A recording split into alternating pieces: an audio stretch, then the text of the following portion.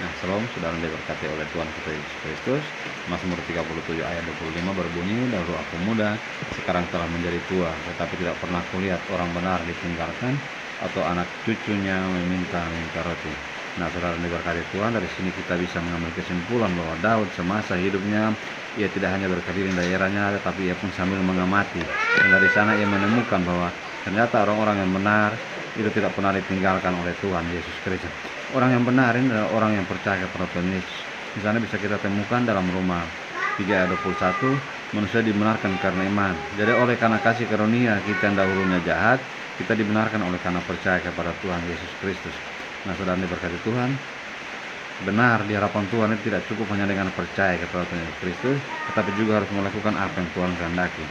Sederhana saja bahwa kalau kita percaya kepada Tuhan, tentunya kita mau bergereja, tentunya kita mau mendengarkan firman, sekalipun firman yang disampaikan itu begitu keras, begitu menyayat, tapi kita pasti mau untuk mendengarkan, sebab kita ingin menginginkan perubahan, kita menginginkan kebaikan. Dan sekalipun kita mengalami sesuatu yang berat dalam hidup pun, kita akan tetap percaya berpegang kepada Tuhan Yesus. Nah, saudara yang diberkati Tuhan, kita bisa menemukan suatu ketika bahwa sekalipun kita percaya dan melakukan apa yang Tuhan inginkan, kita bisa mendapati bahwa diri kita meragukan kuasa Tuhan. Tetapi kalaupun itu terjadi, Tuhan tidak akan pernah meninggalkan kita.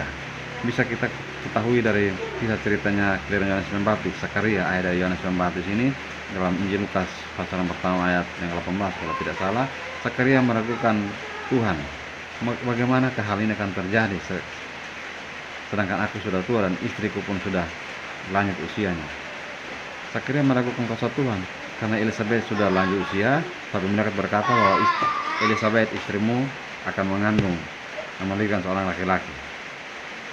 Nah, saudara diberkati Tuhan, percaya bahwa kalau kita benar di hadapan Tuhan, tidak akan pernah kita ditinggalkan oleh Tuhan, sekali apapun juga yang kita alami. Nah, kalau berbicara mengenai anak cucu, saudara diberkati Tuhan, anak ini tentunya lahir dari dua keturunan yang berbeda, keturunan dari ayah, keturunan dari ibu. Nah, kalau ayah ibunya ini cinta Tuhan, takut akan Tuhan, melakukan kebenaran seperti apa yang Tuhan inginkan, otomatis pengajaran tentang baik dan benar di hadapan Tuhan itu tentunya diajarkan dengan baik kepada anaknya. Dan anaknya ini akan tumbuh, berkembang menjadi orang cinta dan takut akan Tuhan.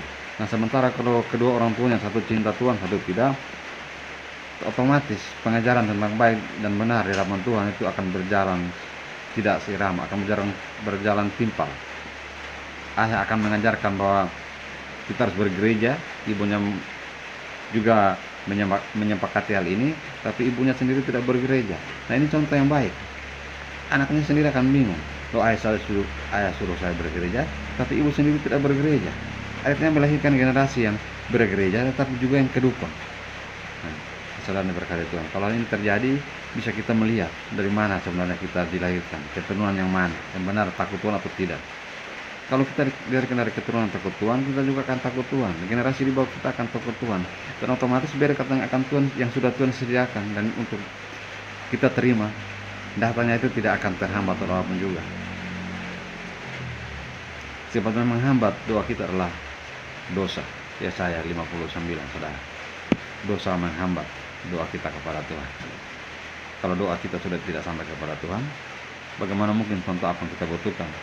Lalu bagaimana mungkin Tuhan menurunkan berkat sesuai apa yang kita butuhkan itu? Nah, oleh karena itu saudara yang diberkati Tuhan, kalau kita menemukan bahwa ternyata kita hidup di generasi yang tidak percaya Tuhan dengan sungguh, tapi sesungguhnya kita menginginkan bahwa anak, cucu, dan generasi di bawah kita pun kita merenungkan mereka hidup baik, maka kita harus bertobat. Kita harus melakukan apa yang Tuhan Yesus inginkan. Nah, terkadang sudah terlambat. Orang bilang bertobat terlambat. Setua baru bertobat, anak-anak sudah terlanjur dewasa, sudah susah untuk dikendalikan, sudah terlalu sulit untuk diajarkan percaya kepada Tuhan karena anak sudah besar. Kalau terjadi demikian, maka kita harus menunjukkan dari sikap tingkah laku kita sambil mendoakan generasi kita agar mereka cinta kepada Tuhan. Nah, kalau saudara menginginkan generasi kehidupan saudara secara jasmani, saudara menginginkan menikah dengan lain keturunan, misalkan bule, supaya mendapatkan keturunan yang baik, keturunan yang lebih ganteng, keturunan lebih cantik. Lalu saudara tidak menginginkan keturunan saudara itu adalah keturunan benar di hadapan Tuhan, maka apa gunanya saudara menjadi orang mendapatkan keturunan dengan sosok yang baik tapi tidak benar di hadapan Tuhan. Kalaupun saudara jahat, pasti saudara mungkin anak-anak Anda itu menjadi orang-orang yang baik. Nah, kalau Anda jahat di mata Tuhan, otomatis akan terhambat. Roti untuk anak-anak dan generasi di bawah pasti terhambat. Oleh karena itu diperlukan sikap bertobat di hadapan Tuhan, mau mengikuti apa yang Tuhan inginkan, agar kita melepaskan ikatan tidak kita sadari itu, yaitu dosa yang sesungguhnya mengikat, sehingga kita bisa mengajarkan yang baik kepada anak-anak, dan otomatis menumbuhkan generasi yang cinta akan Tuhan, dan otomatis berkat Tuhan itu tidak akan terhambat, terhalangi oleh apapun juga. Semoga memberkati sharing firman Tuhan saat ini, dan Anda mau belajar, mau semakin taat, cinta kepada Tuhan. Semua kita, termasuk saya, mau semakin cinta kepada Tuhan dan percaya bahwa apapun yang kita inginkan, asal kita percaya kepada Yesus Kristus Tuhan yang adalah satu-satunya juru selamat, dan mengikuti kehendaknya, akan Tuhan sediakan bagi kita. Tuhan Yesus memberkati. Shalom.